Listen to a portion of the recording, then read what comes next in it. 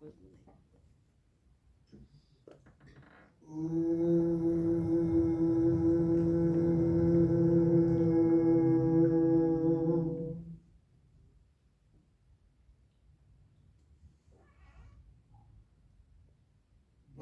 गीता की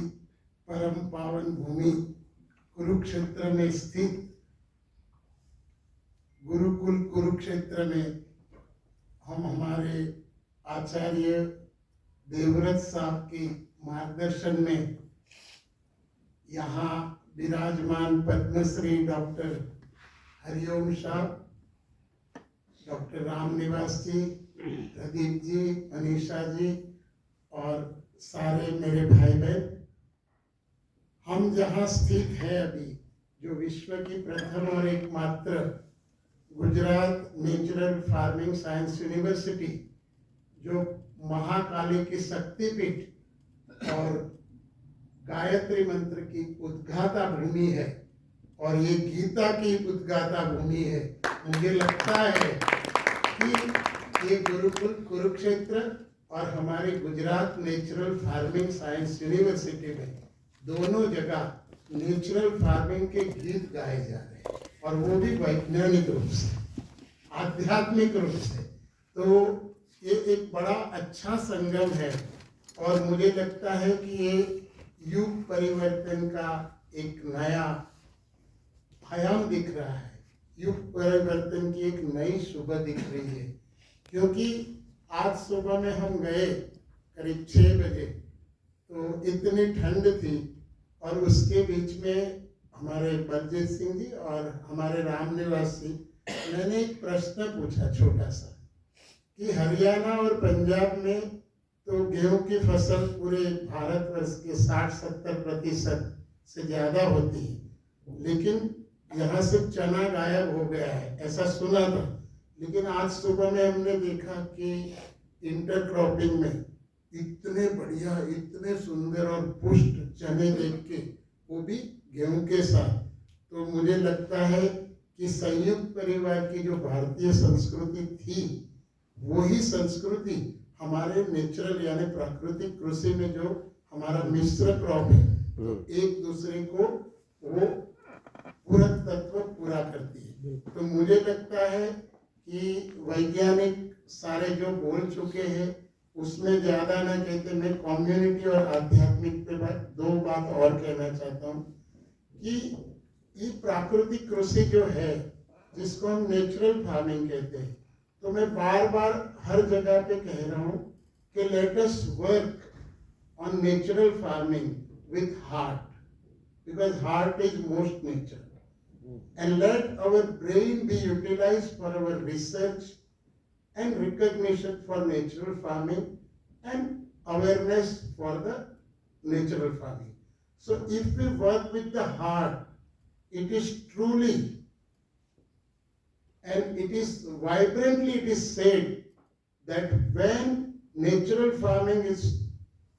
working through the heart and brain together, it will create a many good nuance in the world, and the wisdom of this natural farming will spread for the global humanity, because we are passing through the crisis of war everywhere. If we learn the lesson of natural farming, I think the wisdom will make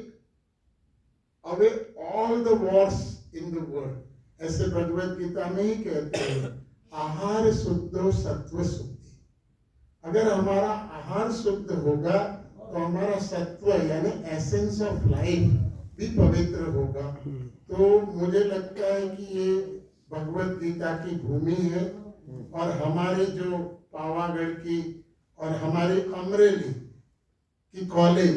यानी सब हम मिलके आए हैं और हमारे माननीय कुलपति श्री डॉक्टर C.K. टिम्बड़िया साहब ने मेरे से 2 बार बात किया है, कल शाम को भी, और पूछा कि कैसा लग रहा है। तो जैसे हम कहते हैं ना, सारे जहां से अच्छा हिंदुस्तान हमारा, तो सारे जहां से अच्छा ये हमारा गुरुकुल कुरुक्षेत्र, यहाँ की जो एक भारतीय संस्कृति की धरा जो बनी है, हमारे जो विद्यार्थी है, यहाँ के शिक्षक है। और कल मुझे तो मैदान इतना अच्छा लग रहा है कि मैं बार बार हमेशा जब आके कोई चलो एक दो राउंड ले लेते। इतनी अच्छी कैंपस, जैसे हमारे अग्रणी सभी ने कहा कि कैंपस में एक शांति है, एक शांति के साथ एक सभ्यता भी बनी हुई है, उसके साथ विज्ञान जुड़ा हुआ है और उसके साथ हमारे सारे बंधुओं का आत्मा भी जुड़ा हुआ है। तो मुझे लगता है कि ये भारत के नवयुग की प्राकृतिक कृषि का एक नया सूर्योदय है